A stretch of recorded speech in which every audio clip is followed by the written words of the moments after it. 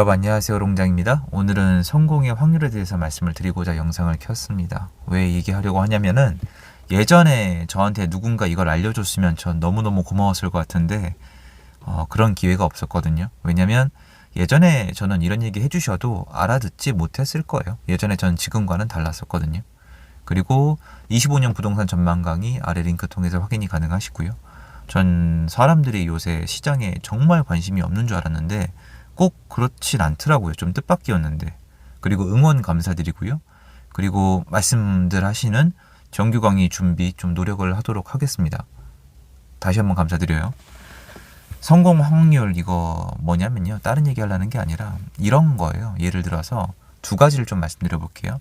첫 번째가 하락장에 시작할 것, 두 번째가 오랫동안 죽지 않고 살아남을 것. 제 주변에 좀 잘된 분들은 이 두 가지가 공통점이에요. 그런데 사람들은 뭘 기대하냐면 단시간에 큰 수익을 올릴 것, 아니면 지인들이 유명한 사람이 많을 것, 많은 투자 기법을 알고 있을 것, 예를 들어서 머리가 되게 좋은 명문대 출신일 것, 아니면 스스로 유명인일 것. 그러니까 이런 마케팅이 되잖아요. 이게 아니라 앞에 두 가지가 공통점이 많아요. 그래서 이거에 대해서 저는 예전부터 말씀을 드려왔고, 여러분들이 근데 이게 어필이 안 돼요. 여러분한테 전달이 안 돼요. 전달이 안 되는 이유까지 말씀을 드릴게요. 자, 지금 부동산 공부하라면 합니까? 하는 분들 말고요. 저랑 같이 하시는 분들은 이미 하시는 분들이고, 주변을 한번 둘러보세요. 지금 부동산 시장, 뭐 컨텐츠 조회수도 좋으니까 다 한번 검색해 보세요. 완전히 폭삭 주저앉아 있잖아요. 이때는 부동산 공부를 안 해요. 뻔한 얘기 하려는 거 아니에요. 그럼 시장 좋아지면 그때도 공부 안 해요. 의외죠. 그때는 부동산에 와서 어떻게든 살라고 하지 공부를 하는 건 아니에요. 정리를 하면은 원래 공부를 안 하는데, 사람들이 만약에 확률적으로 공부를 그래도 시작한다면은 지금은 시작 진짜 안 하겠죠. 시장이 좋아지면 그때 해요. 또는 부동산을 사고 나서 공부를 시작을 합니다. 근데 이러면은 되게 안 좋아요. 사실 제 입장에서는 이렇게 시작하시면은 엄청나게 중요한 거를 놓치는 거예요. 저는 장거리 마라톤이란 인생을 봤을 때 이거는 운이 없다고 봐요. 말도 안 되는 소리 같잖아요. 근데 왜냐면 전 스스로 이걸 행운이라고 여기거든요. 저는 2000년도에 부동산 시장, 2000년 말고 2000년도 때에 부동산 시장에 관심을 갖기 시작을 했고, 그리고 돈을 넣기 시작을 했어요. 그래서 2000년 말, 2010년 전에 시작을 했는데 잘 안 됐죠. 분양권에 손을 잘못 댔다가 그 전엔 주식에 손을 댔었거든요. 주식은 망했었고요. 그때 사실 전 주식을 계속 공부해 왔고 봐왔고 부분적으로 해왔는데 말씀을 안 드리는 거예요. 모든 영역에 관심이 있어요. 자산 모든 영역에.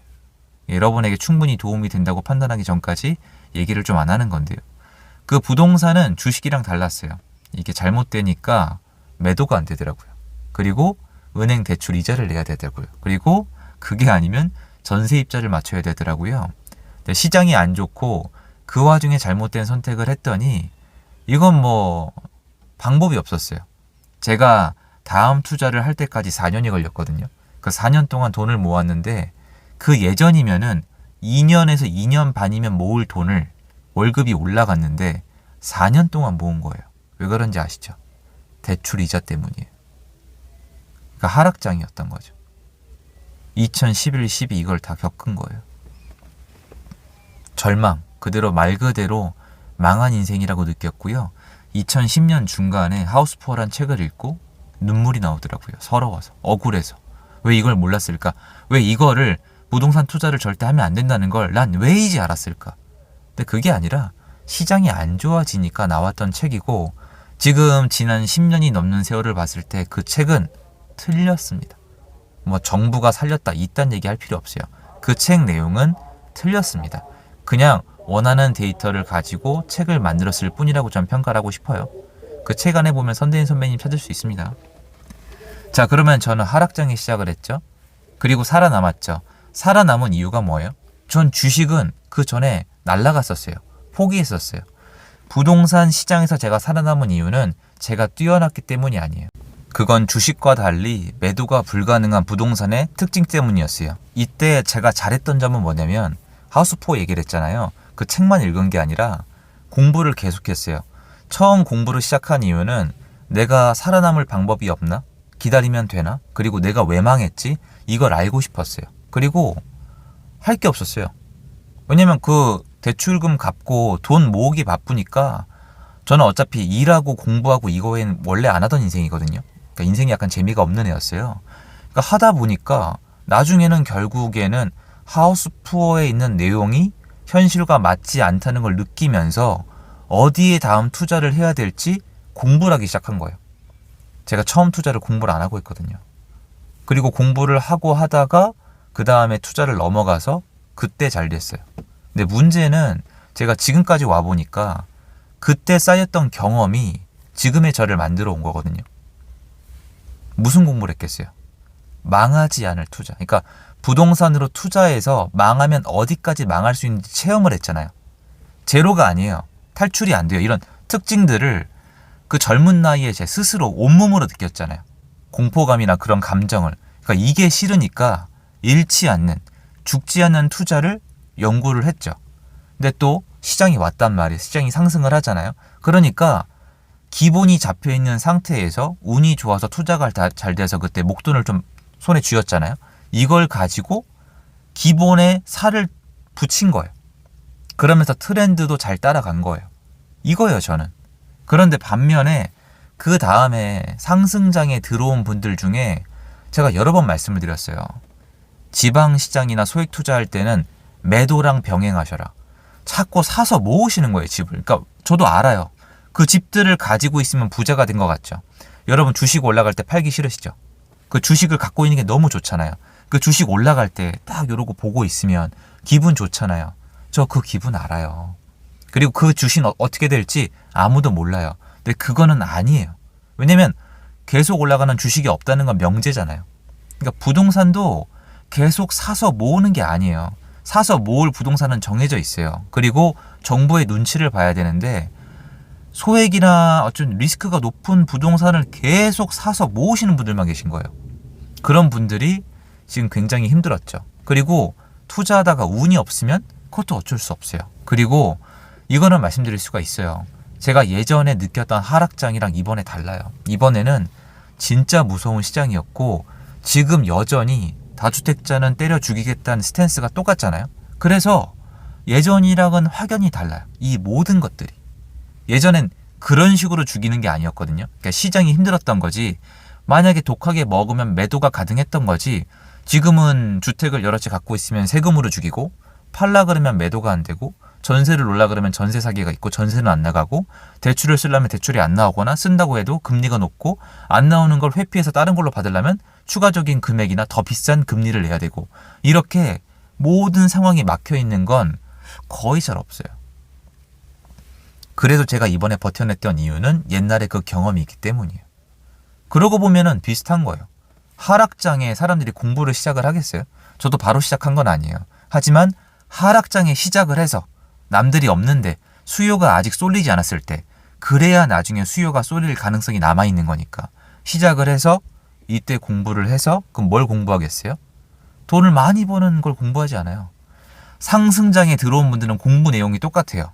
이만큼 버는 게 기본이다. 더 벌고 싶다. 어떻게 더 벌까? 지금 버는 거를 어떻게 확장할까? 저도 부분적으로 그렇게 공부를 했고 그렇게 사업을 확장하다가 힘든 시간을 맞이했던 거예요. 부분적으로. 예전에 갖고 있던 만들어놨던 기본 체력이 저를 살려준 거죠.